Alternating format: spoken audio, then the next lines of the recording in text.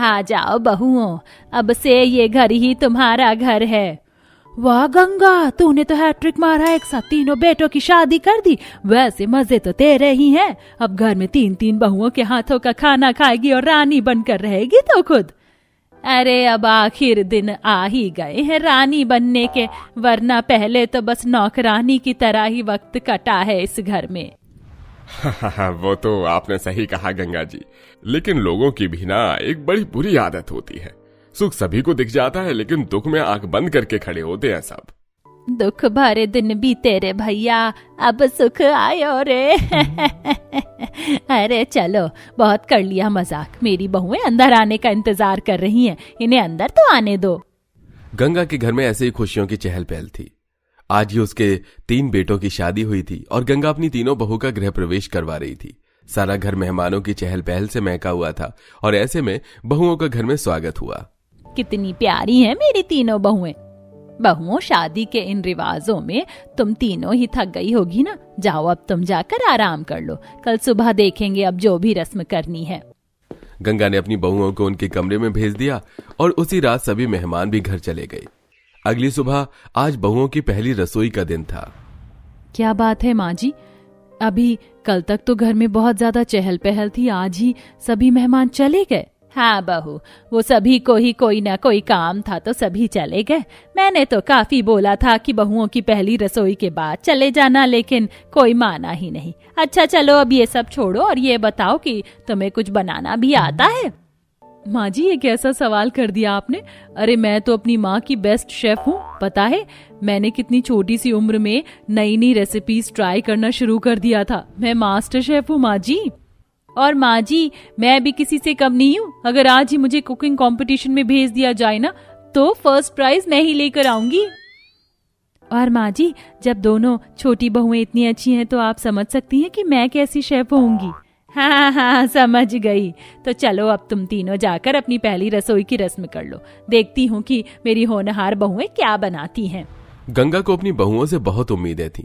उन्हें पहली रसोई बनाने को लेकर गंगा आराम से सोफे पर बैठ गई। वहीं दूसरी तरफ बहुओं ने रसोई में अपना अपना काम बांटा और उन्होंने खाना बनाना शुरू किया। देखो, मैं रोटियां बना लूंगी और सब्जी और मीठा तुम डिसाइड कर लो। मीठा मैं बना लूंगी और सब्जी मैं बना लूंगी। एक एक काम बांट कर तीनों बहुएं खाना बनाने में लग गईं। सोना ने कानों में ईयरबड्स लगाए और उसने आलू की सब्जी कुकर में पकने को चढ़ा दी। वहीं मीरा ने मीठे में केक बनाने का फैसला किया और उसने केक का बड़ा ही अजीब सा बैटर बनाकर उसे ओवन में रख दिया और राखी रोटी का आटा लगा रही थी। काफी अच्छा आटा लगाया है, चलो अब जल्दी से मैं रोटी बना लेती हूँ। राखी ने ऐसे बोलकर पूरे किचन की स्लैब को साफ कर दिया। उसके बाद उसने एक ही बार में सारा आटा स्लैब पर डाला और उसे एक ही साथ बेलना शुरू कर दिया। ये क्या करी हो जेठानी जी, ये रोटी है या चादर?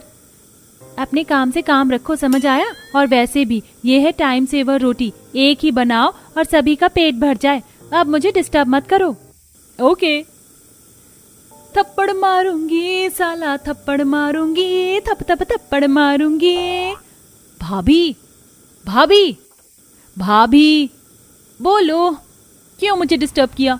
आपकी सब्जी में से जलने की बदबू आ रही है, इसे चेक कीजिए, नहीं तो आपको माँ जी से थप्पड़ पड़ जाएगा। हे भगवान। ऐसे ही आतंक मचाते हुए तीनों बहुओं ने अपनी पहली रसोई बनाई और अपने बनाए हुए खाने को सभी के सामने रखा। अरे वाह, देखूं तो कि क्या बनाया है मेरी बहुओं ने। हाँ हाँ गंगा, मैं भी काफी एक्साइटेड हूँ कि पहली रसोई मेरी 3 बहुओं ने कैसी बनाई होगी। चलिए तो आप ही ढक्कन खोलिए डिश का। अच्छा बहू, ये क्या बनाया है? बाबा, ये आलू की सब्जी है। बहू, ये कैसे आलू लिए थे तूने सब्जी बनाने को, जो सारी ही सब्जी काली हो गई? वो, अरे बहू, ये रोटी कैसी है, निकलती ही नहीं है। ये भगवान, ये रोटी है या चादर? राखी बहू, तूने ही बनाई थी ना रोटियां, ये क्या बना दिया है? माँ जी, ये एक ही रोटी सभी का पेट भर देगी। समय की बचत के लिए मैंने ये रोटी बनाई है। लेकिन पहली रसोई में कौन तुम्हारे सिर पर डंडा लेकर खड़ा हुआ था जो तुमने समय की बचत की और ऐसी रोटियां बनाई? सभी घर में बस उनके बनाए खाने को देखकर हैरान ही हो रहे थे।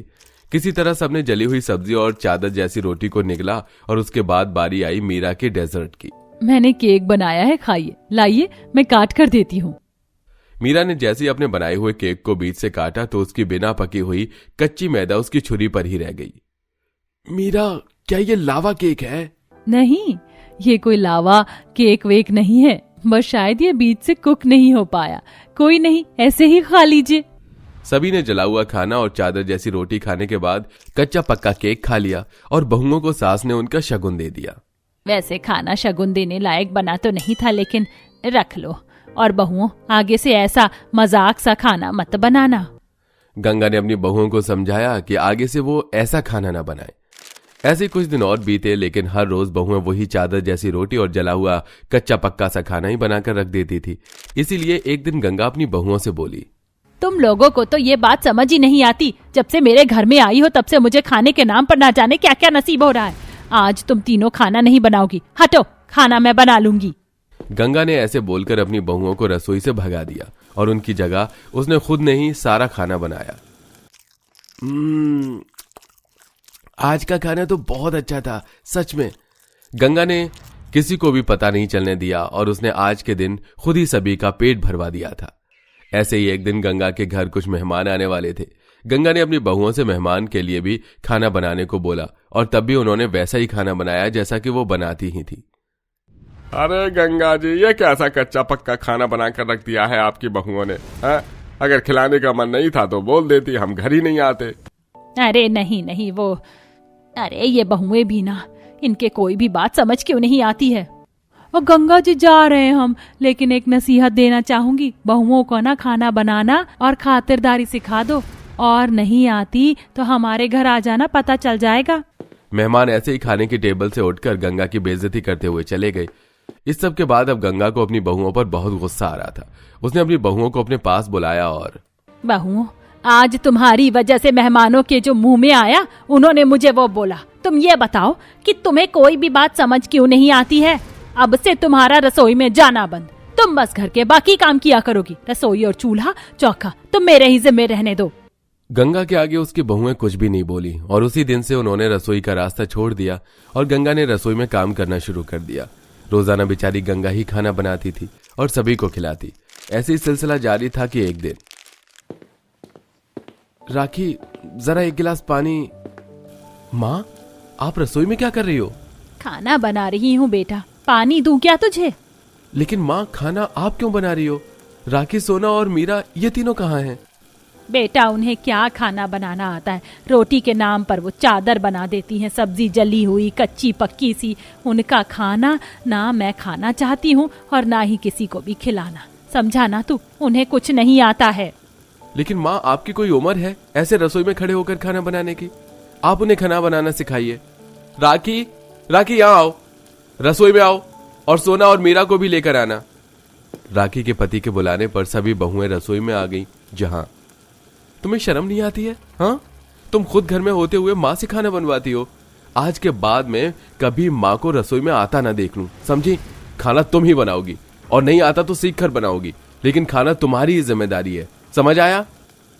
राखी के पति की बात सुनकर सभी बहुओं का सिर शर्म से झुक गया और उन्होंने माफी मांग ली। उस दिन के बाद से फिर कभी गंगा रसोई में नहीं गई। बहुओं ने ही तरीके से खाना बनाना सीखा और सब कुछ सही हो गया। चलो, आखिरकार घर का काम तक खत्म हो गया। अब आराम से बैठकर ऑफिस का काम करती हूँ। कितनी सारी प्रेजेंटेशन तैयार करनी है मुझे। लगता है आज पूरा छुट्टी का दिन ही प्रेजेंटेशन बनाने में ही निकल जाएगा। किंजल अपने कमरे में बैठकर प्रेजेंटेशन तैयार कर रही होती है कि तभी, गुब्बारे ले लो, गुब्बारे, रंग बिरंगे बच्चों के गुब्बारे ले लो। नान खटाई बिस्किट वाला आइए और गर्मा गर्म नान खटाई बिस्किट खाइए। मेरठ की मशहूर गर्मा गर्म नान खटाई बिस्किट। ये 100 के 4, 100 के 4, 100 के 4, जल्दी आइए आइए, वरना माल खत्म हो जाएगा। 100 के 4। मेरे घर वालों को भी क्या बाजार के पास ही घर बनाना था? जब देखो शोर ही शोर। इतने शोर में तो मैं एक भी प्रेजेंटेशन तैयार नहीं कर पाऊंगी। काश मेरा कमरा 8वीं 9वीं मंजिल पर होता तो मैं कितनी शांति से काम कर पाती। अरे किंजल बेटा, क्यों परेशान होती है? बस कुछ हफ्तों की ही तो बात है। तेरा होने वाला ससुराल 30वीं मंजिल पर रहता है। इतनी ऊंची बिल्डिंग है, उनकी सबसे टॉप फ्लोर पर रहते हैं वो लोग। वहां तो तू आराम से शांति से काम कर पाएगी। मैं भी उसी दिन का इंतजार कर रही हूँ। कम से कम इस शोर से तो छुटकारा मिलेगा। अपनी 2 मंजिला मकान में रहकर घर के पास बने बाजार के शोर से किंजल को अक्सर परेशानी होती थी। समय गुजरता है और आज किंजल की शादी का दिन होता है। शादी की सारी रस्में और विदाई होने तक तकरीबन सुबह के 4 बज जाते हैं। किंजल के ससुराल वाले बड़ी सी गाड़ी में बैठकर लगभग 1 घंटे का सफर तय करके एक बड़ी सी सोसाइटी में पहुंचते हैं। माँ, मुझे तो बहुत तेज नींद आ रही है, मैं तो जा रही हूँ सोने के लिए। बेटा, थकान तो सभी को है, लेकिन अभी तो गृह प्रवेश भी करना है। चल अपनी भाभी को लेकर आ, मैं तब तक लिफ्ट के पास जाती हूँ। सभी लोग जैसे ही लिफ्ट के पास जाते हैं तो लिफ्ट खुलने का नाम नहीं लेती। अरे नकुल बेटा, ये लिफ्ट क्यों नहीं खुल रही है?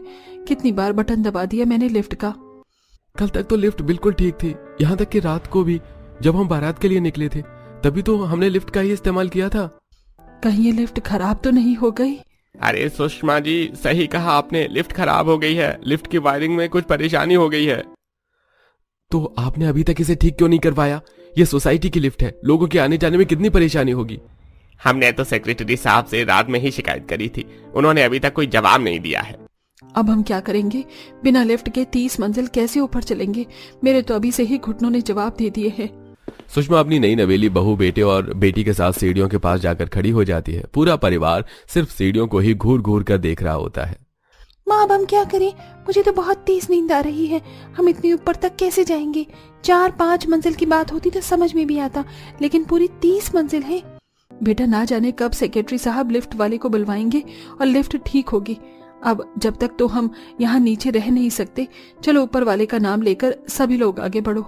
अब धीरे धीरे सीढ़ियां चढ़ना सभी लोग स्टार्ट करते हैं। 2-3 मंजिल तक तो वो आराम से सीढ़ियां चढ़ लेते हैं, लेकिन अब धीरे धीरे सभी को थकान होने लगती है। सबसे ज्यादा बुरी हालत जिसकी थी वो थी किंजल की। शादी के जोड़े में किंजल अपने कदम सीढ़ियों पर बड़ी मुश्किल से रख रही थी। नकुल, मेरी तो हालत खराब हो गई है। ठंड का मौसम है, लेकिन देखो ना कितना पसीना आ रहा है। हम सबका भी यही हाल है, लेकिन अब क्या करें, 30 मंजिला घर है तो चढ़ना तो पड़ेगा ही। सभी लोग थोड़ा चढ़ते हैं और फिर जीने पर जाकर बैठ जाते हैं। हाय रे मेरे घुटने, 6 महीने पहले तो ऑपरेशन हुआ था, अब दोबारा से दर्द शुरू हो गया। माँ जी, आपकी तो उम्र हो गई है इसलिए समझ में आता है, लेकिन मैं क्या करूँ? मेरे तो घुटने, कमर, पूरा शरीर ही थक गया है। मुश्किल से सिर्फ 10 मंजिल ही क्रॉस की है हम लोगों ने, अभी तो पूरे 20 मंजिल बाकी है। कहीं तीसरी मंजिल तक पहुँचते पहुँचते हमारा राम राम सत्य न हो जाए। बड़ी मुश्किल से पूरा परिवार एक दूसरे का हाथ थाम कर बार बार जीने पर बैठकर पैर लगड़ते हुए 10 मंजिल और पार कर लेता है। इतना काफी है, अब तो एक कदम भी आगे नहीं बढ़ाया जाएगा। मैं तो यहीं बैठ रही हूँ। माँ जी, थोड़ी देर आराम कर लेते हैं, अब तो बिल्कुल भी ताकत नहीं बची है।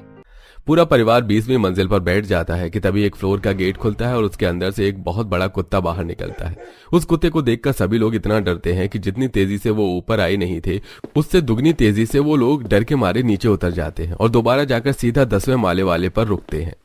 कितना बड़ा कुत्ता था, मुझे तो लगा कि हम में से किसी को कहीं वो खा ही ना जाए। हे भगवान, इतनी मुश्किल से तो हमने 20 मंजिल पार की थी, उस कुत्ते की वजह से हम दोबारा 10 मंजिल पर आ गए हैं। और ये क्या, मेरे गृह प्रवेश का समय तो 5 बजे था ना, अब तो सुबह के 9 बज गए हैं। इन 3-4 घंटे में हम 30वीं मंजिल पर भी नहीं पहुंचे हैं। लगता है पूरा दिन निकल जाएगा इस 30वीं मंजिल को पार करते करते।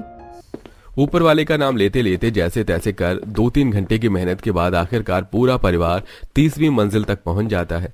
जैसे घर का दरवाजा खुलता है तो आरती जाकर सीधा सोफे पर लेट जाती है। अरे ओ महारानी, सो कैसे रही है? किंजल बहू का क्या गृह प्रवेश नहीं करना?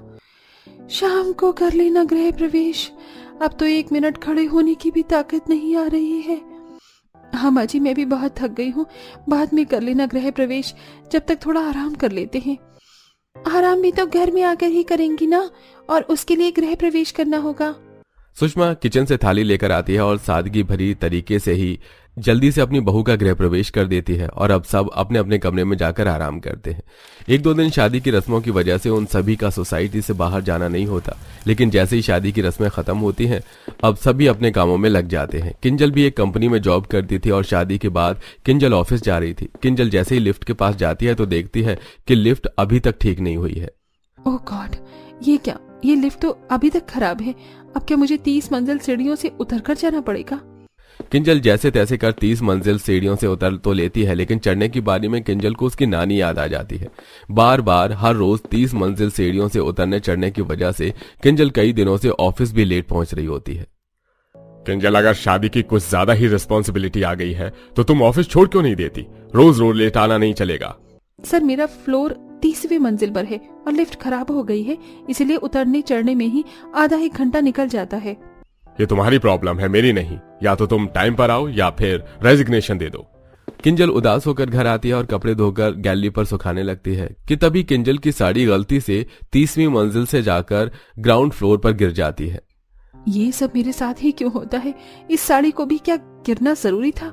कोई दूसरा कपड़ा होता तो मैं लेने भी नहीं जाती, लेकिन ये साड़ी कितनी महंगी है। किंजल न चाहते हुए भी 30वें मंजिल से उतरती है और साड़ी लेकर दोबारा 30 मंजिल चढ़कर अपने घर पर आ जाती है। किंजल के साथ साथ उसके ससुराल वाले, यहाँ तक कि सोसाइटी के लोग भी लिफ्ट खराब होने की वजह से काफी परेशान थे। नकुल, आजकल तू कुछ ज्यादा ही लेट नहीं आ रहा है? रोज तो तू पहले 8 बजे तक घर आ जाता था, लेकिन अब तो तू 10 बजे घर आता है। नीचे सोसाइटी तक तो मैं 8 बजे ही पहुंच जाता हूँ, लेकिन 30 मंजिल को चढ़ाने में 1.5 घंटा लग जाता है मुझे। हम सबका यही हाल है। वो 28वें फ्लोर वाली सुशीला जी है ना, उनके पति के घुटने इतनी बुरी तरह से दर्द हुए कि वो बेचारे हॉस्पिटलाइज हो गए। तो आप सब सोसाइटी के सेक्रेटरी से इस बारे में बात क्यों नहीं करते हैं? ऐसे तो वो जिंदगी भर लिफ्ट ठीक नहीं करवाएंगे। 2 हफ्ते से लिफ्ट खराब पड़ी है। सभी को कितनी प्रॉब्लम होती है लिफ्ट खराब होने से। हम हर दिन कंप्लेन करते हैं उनके पास, लेकिन वो कंप्लेन पर ध्यान ही नहीं देते। बस यही कहते हैं कि आज ठीक करवा देंगे, कल ठीक करवा देंगे। ऐसा नहीं चलेगा, ये उनकी रिस्पॉन्सिबिलिटी है। अगर वो अपनी रिस्पॉन्सिबिलिटी को नहीं संभालेंगे तो उनको सेक्रेटरी रहने का भी कोई हक नहीं है। किंजल अब अपने ससुराल वालों को समझती है और ऊपर नीचे फ्लोर पर रह रहे लोगों को भी इकट्ठा कर सीधा सोसाइटी में बने सेक्रेटरी के कैबिन तक पहुंच जाती है। अरे, आप सब लोग यहाँ, बताइए क्या परेशानी आ गई है सोसाइटी में? इतने दिनों से लिफ्ट खराब है, कब से हम आपसे कंप्लेंट कर रहे हैं। आप लिफ्ट ठीक करवाएंगे भी या नहीं? करवा देंगे जी, इसमें इतना गुस्सा होने वाली क्या बात है? जरा हाथ पैर भी तो चलने दीजिए। आपके हाथ पैर चलने की वजह से हम सबकी क्या हालत हो गई है पता है? बच्चे नीचे खेलने नहीं जा पाते, बड़े बुजुर्ग घर से बाहर नहीं निकलते और ऑफिस वालों को कितनी परेशानी होती है। इसीलिए आप जल्द से जल्द लिफ्ट ठीक करवाइए, वरना क्या करेंगे? आप पुलिस में कंप्लेंट करेंगे? कर दीजिए। आप ये भूल रहे हैं कि सोसाइटी में हर 2 साल में सेक्रेटरी के इलेक्शन होते हैं और इलेक्शन का टाइम अब नजदीक आ चुका है। अगर आपने लिफ्ट ठीक नहीं करवाई ना, तो हम में से कोई भी नहीं चाहेगा कि आप सेक्रेटरी बने। लिफ्ट तो हम सब मिलकर ठीक करवा देंगे, लेकिन आपकी पोस्ट चली गई तो फिर क्या करेंगे आप? वैसे पुलिस का अच्छा आइडिया दिया है आपने, तो देखा हम क्या क्या कर सकते हैं। और मेरे कांटेक्ट में तो एक पुलिस वाले भी हैं। अगर ऐसे बात नहीं बनी तो हम उसे कंप्लेंट कर ही देंगे। अरे नहीं, आप सब लोग तो इतना गुस्सा हो गए। आप फिक्र मत करिए, मैं 2 दिन के अंदर लिफ्ट ठीक करवा दूंगा। सोसाइटी वालों की बात से डरकर सेक्रेटरी आखिरकार 2 दिन के अंदर लिफ्ट ठीक करवा देता है, जिससे अब सभी सोसाइटी वालों को ऊपर नीचे चढ़ने में बिल्कुल भी दिक्कत नहीं आती और अब किंजल भी ऊपर नीचे के अपने सारे काम आसानी से कर पाती है।